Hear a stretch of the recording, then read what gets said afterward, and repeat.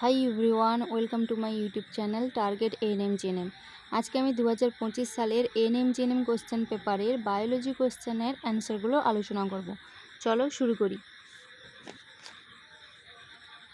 প্রথম কোশ্চেন, রক্তের কোন কোষগুলি অক্সিজেন পরিবহনের জন্য দায়ী? রাইট অ্যান্সার, লোহিত রক্তকণিকা। স্তন্যপায়ী প্রাণীর নিষেক প্রক্রিয়া সম্পন্ন হয় কোথায়? ফ্যালোপিয়ান নালীতে।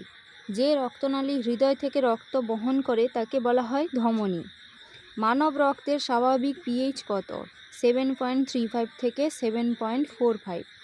পাখির দ্বারা পরাগযোগ পদ্ধতিকে বলা হয় অর্নিথোলজি।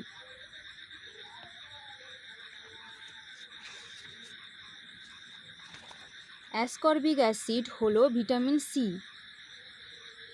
শ্বাসযন্ত্রের কোন অংশকে স্বরযন্ত্র বলা হয়? ল্যারিংস। সূর্য আলোকের সাহায্যে ত্বকে কোন ভিটামিন তৈরি হয়? Vitamin D. নিম্নলিখিত কোনটি স্টেরয়েড হরমোন নয় বলেছে? থাইরক্সিন। বিসিজি টিকা যে অসুখের বিরুদ্ধে অনাক্রম্যতা দেয় তা হলো যক্ষ্মা।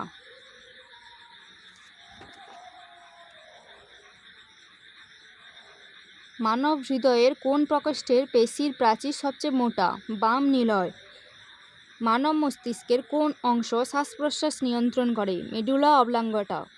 কোন ধরনের রক্তনালীতে রক্তের উল্টো প্রবাহ ঠেকাতে ভাল্ব থাকে? শিরা। নিম্নলিখিত কোনটি জলবাহিত অসুখ নয়?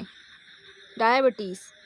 নিম্নলিখিত কোনটি আম গাছের কোষ ও বাঁদরের কোষ উভয় স্থানেই পাওয়া যায়? কোষ পর্দা।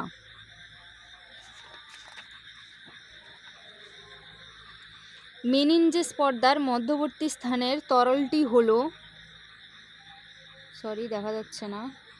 মেনিনজেস পর্দার মধ্যবর্তী স্থানের তরলটি হলো সিএসএফ।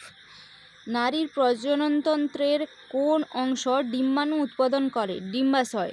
নিম্নলিখিত যে অঙ্গটি রেচনতন্ত্রের অংশ নয়? জরায়ু।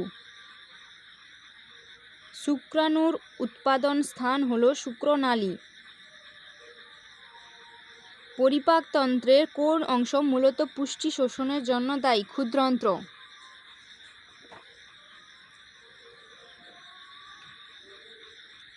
কোন রক্তের গ্রুপকে সার্বজনীন দাতা বলা হয়? ও। যে হরমোনটি মূত্রত্যাগ পদ্ধতিকে প্রভাবিত করে সেটি হলো ভ্যাসোপ্রেসিন।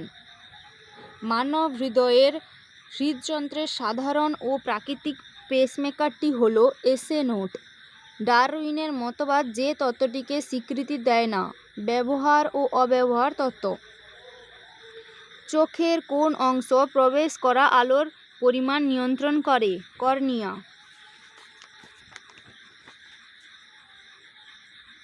সবুজ পাতার কোষের যে অংশে আলোক বিক্রিয়া সম্পন্ন হয়? ক্লোরোপ্লাস্টের গ্রানা।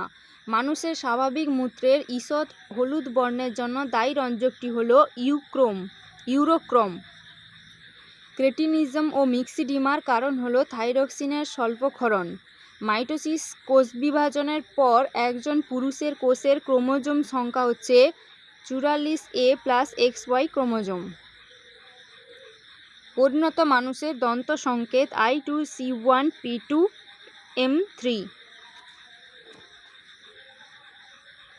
নিম্নলিখিত কোনগুলিকে কেন্দ্রীয় স্নায়ুতন্ত্রের অংশ বলা হয়?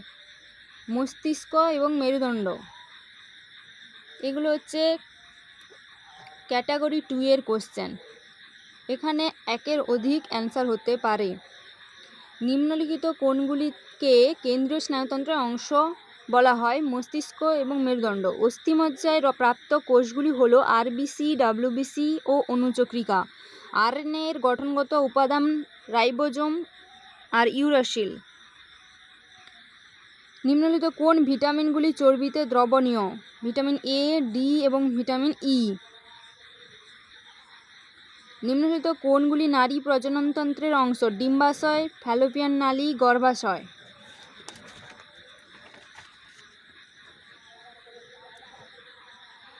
নিম্নলিখিত কোন রোগগুলি ভাইরাস দ্বারা সৃষ্ট নয়? Cholera, typhoid.